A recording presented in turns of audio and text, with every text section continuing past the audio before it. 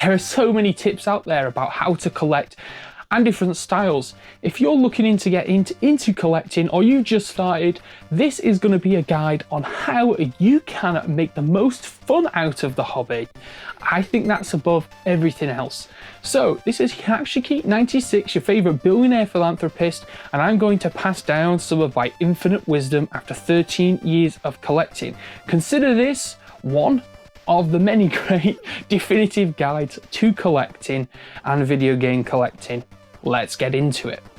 So, the first thing that I would like to talk about in terms of getting started with collecting is to think really about narrowing your focus.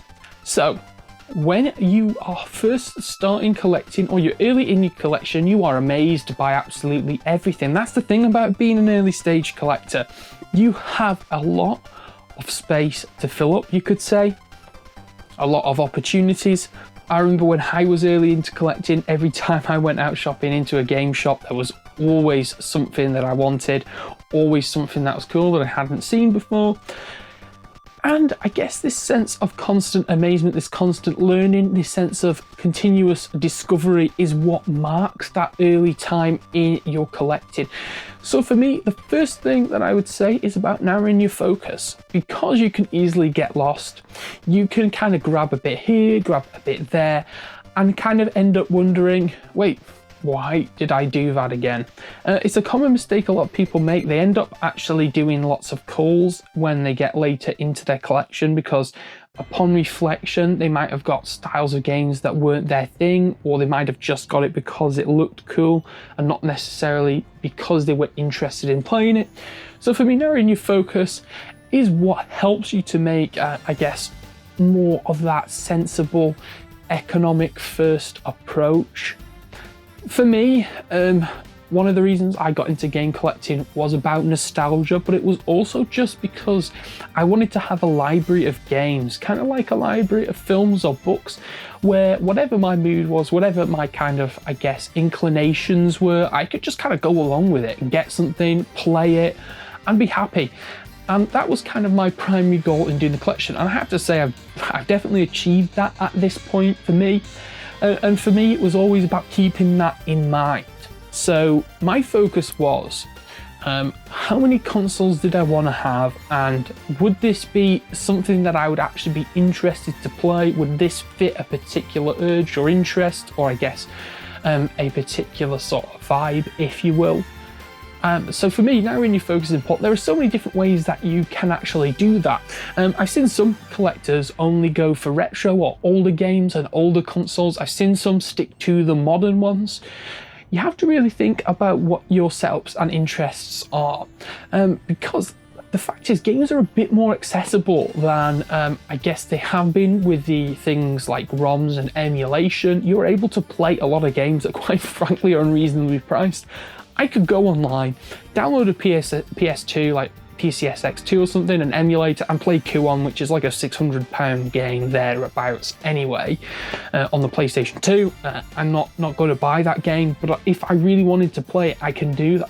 So for me, narrowing your focus on your collection and thinking about those meaningful choices, make sure that you're distinguishing them from just the idea of playing, but also the playing and the owning aspect of it. Summarize my first point, narrowing your focus. Think about what interests you the most. Think about, to you, what actually, I guess, is going to provide the most value for you. And then secondly, think about accessibility and the level of interest, because there are some games that you're going to like that you'd be happy to play through once and that's it. If you're thinking about, I guess, spaces that are premium for you, you might not have lots of room to make a collection, or perhaps you might not have lots of budget. Thinking about that value in terms of maybe you want to collect the games with the greatest meaning to you. Maybe you want to, again, collect games that you might be, like I'm suggesting, coming back to multiple times. That's kind of what I focus on. If I play a game once and then I'm just kind of happy with it, I'm just happy to sell it personally. The point is, I don't really think there's one way to do it.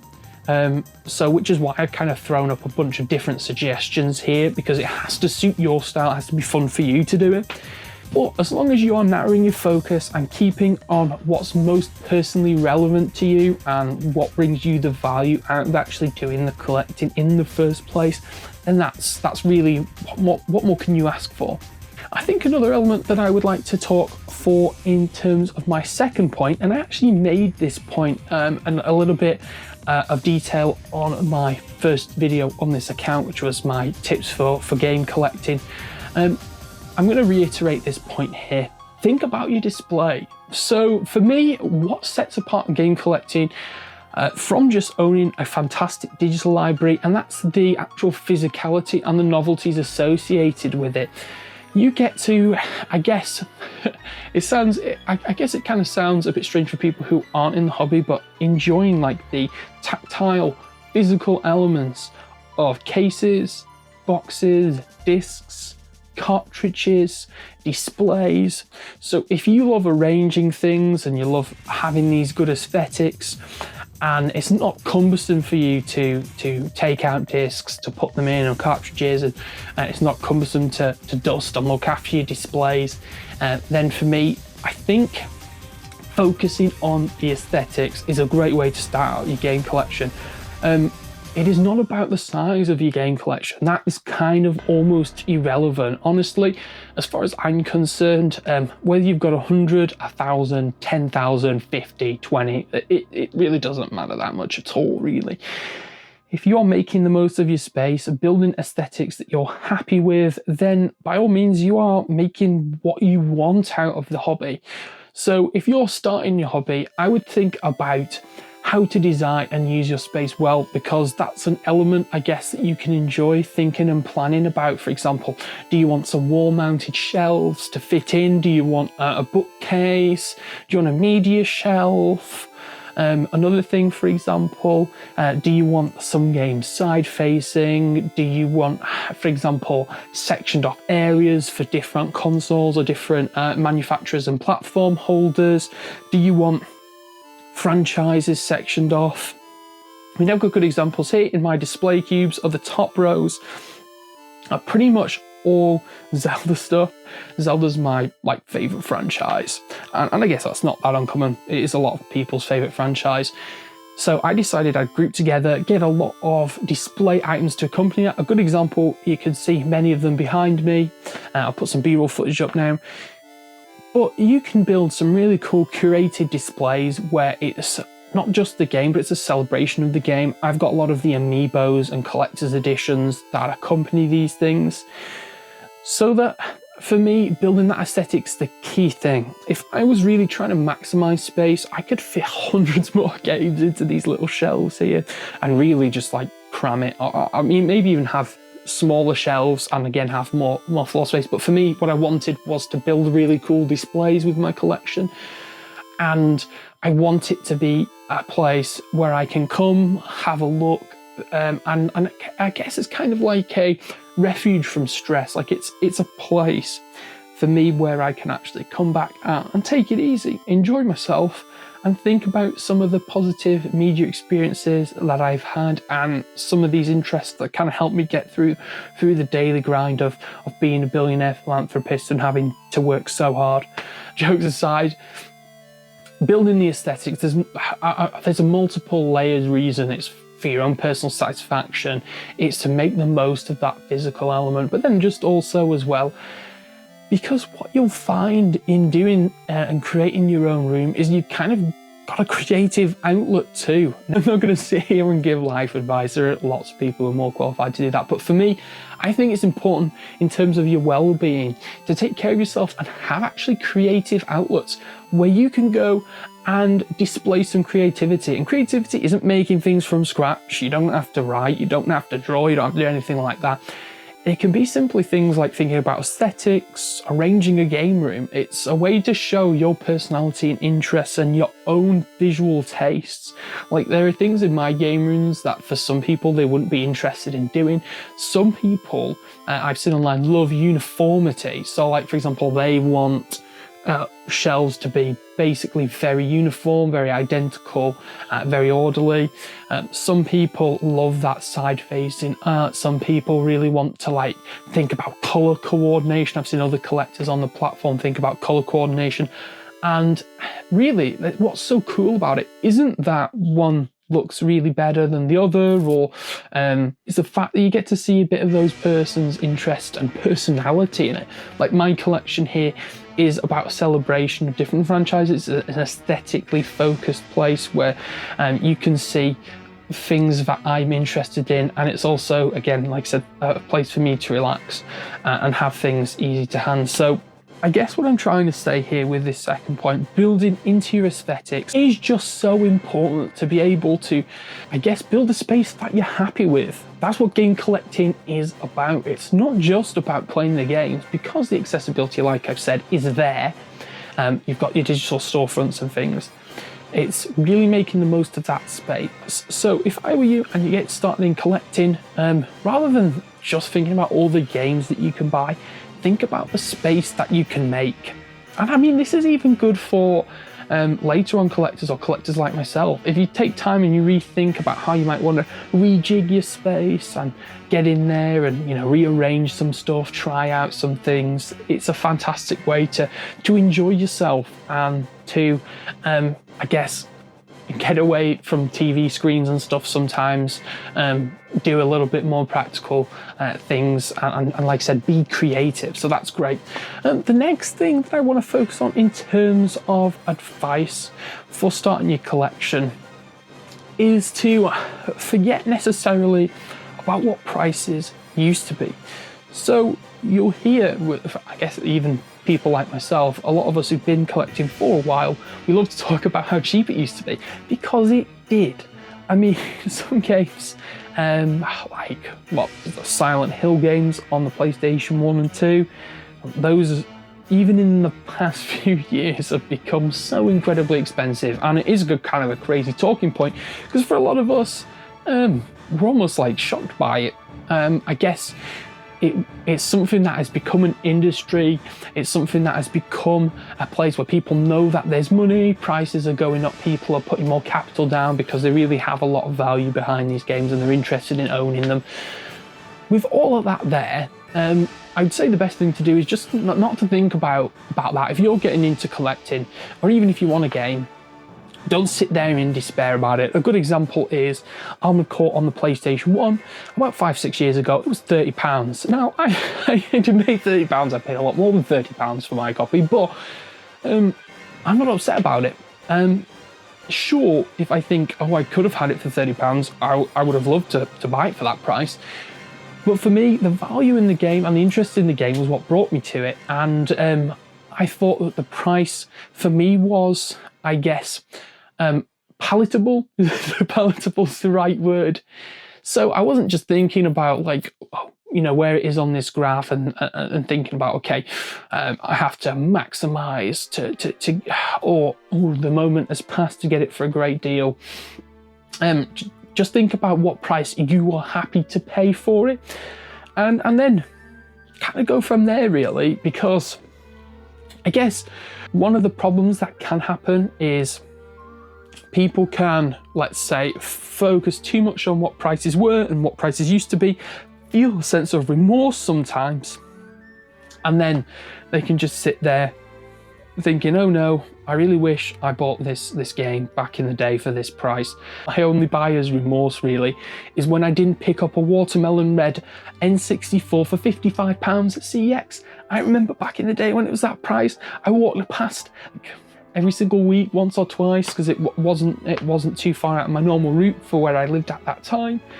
And I thought about it so many times, and I was like, I don't know enough about the N64 to know whether it's worth it.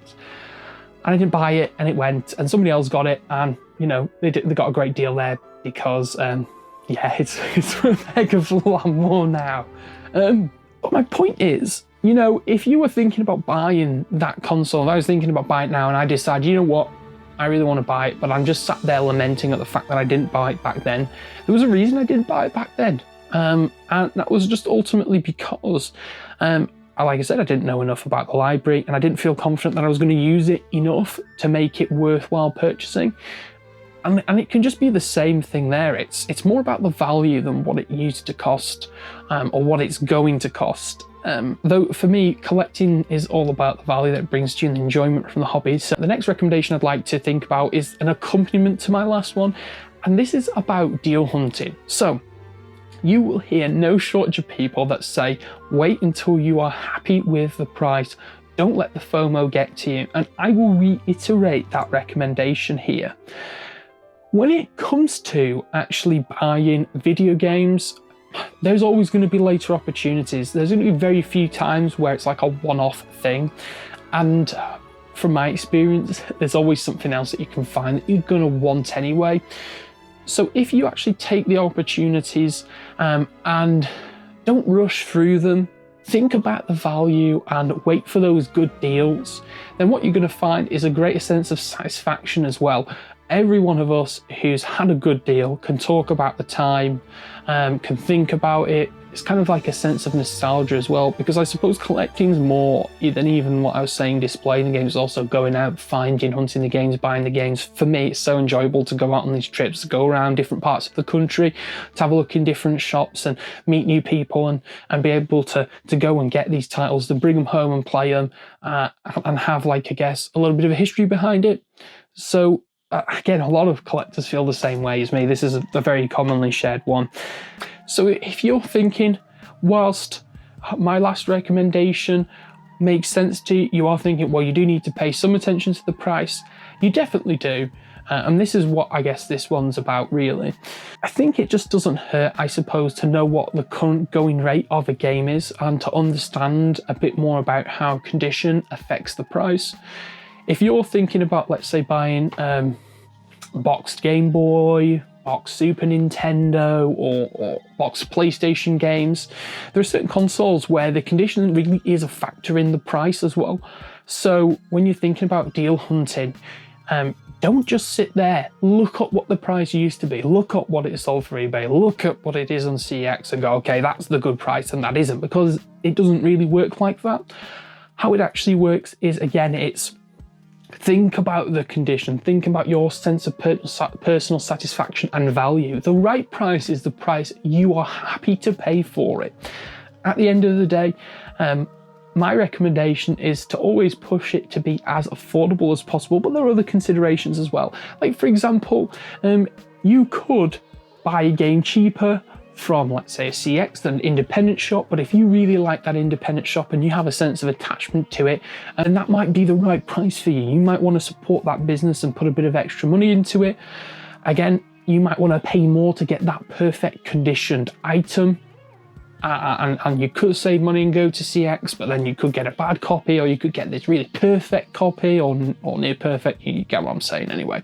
Just deal hunt. Spend some time thinking about those things and make sure it's a deal for you. It's less about how much you paid to how much you could have paid, and more, are you satisfied? Are you happy with that price?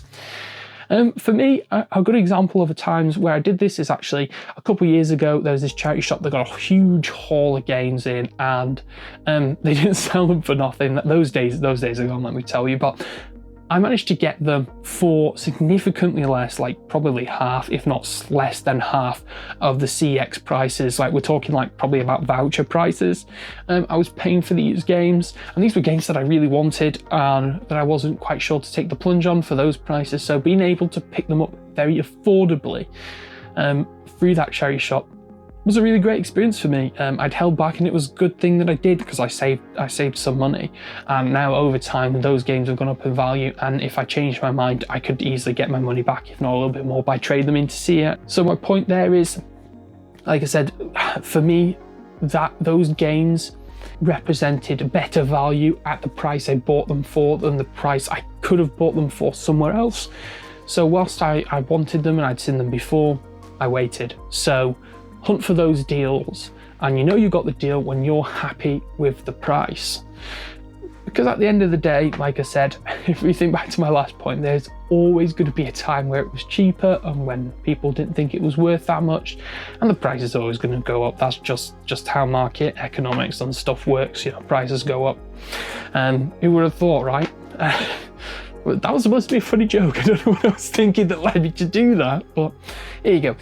So the last point that I really want to make to kind of wrap everything together is about having fun. Now that's a kind of a general statement to make, and let me kind of apply what the meaning is onto that. So whatever you are doing in collecting, make sure that you're doing it in a way that allows you to enjoy it. Now there are going to be parts of the hobby that you'll like more than others, but don't sit and stress about getting all of the best deals and seeing all the things that you do in the videos about vintage and the crazy deals that you can find. I've found a couple of crazy deals, but they're few and far between, to be honest, especially nowadays because the demand is up there. So instead of thinking about all of that things, just think about enjoying it, right? However much money you've got or you want to put aside, make it work. Don't think about that you have to spend loads and you have to have the multi-huge hauls and you have to spend the 4-digit or high 3-digit games. I don't have any game that's worth anywhere near that in my collection, and most collectors don't. So do what makes you have fun. Don't think that you've got to do something because someone else do it. Like a good example of this is don't buy that super expensive survival horror PlayStation 2 set because everyone else is doing it. Do it if you want to do it, and if you love those games, if it's fun, if you've got the means to do it. You see what I'm saying here? Do what you enjoy. Your collection is a reflection of you, your personality, like I said, your creative flair, and the way you collect also a reflection of that. So make sure that you experiment and find a way to bring more of your personality into it, you know, whether that of course is for some people, I guess like myself, putting it into video form and talking about it here. You could even write blog posts. It could just be kind of keeping it on the down low, whatever it is that you want to do. As long as you're enjoying it, that's the main thing about this hobby. It's why so many of us do it, because we find value in it and we also find enjoyment. So yeah, there you go. I hope that beginner's guide has been helpful. If you would like to hear about more tips, or you've got more questions or more things that you want to add, put them down in the comments. And of course, I'm happy to make more videos about this. I'm happy to make more collecting tips. Also, one thing I'm thinking about doing in the near future is talking a little bit about how I systematize what my sort of interpretive framework for collecting is, because I think I've got, I guess, an interesting way of looking at it. So if you'd like to see that as well, let me know. But ultimately, good luck on your collecting journey. Let me tell you, it's fun and it's really a great time. And as long as you keep in mind why you're doing it in the first place, I promise you'll find great satisfaction out of it. And I have over the past 13 years that I've been doing it, or maybe even 14 now actually, now that I say it, but it's for a long time. So with that out of the way, unfortunately, I'm going to have to go and pick up the Lamborghini from the garage. I got the new summer tyres put on it ready, you know, so I'm just going to go get that sorted. But anyway, I'll catch you on the next one.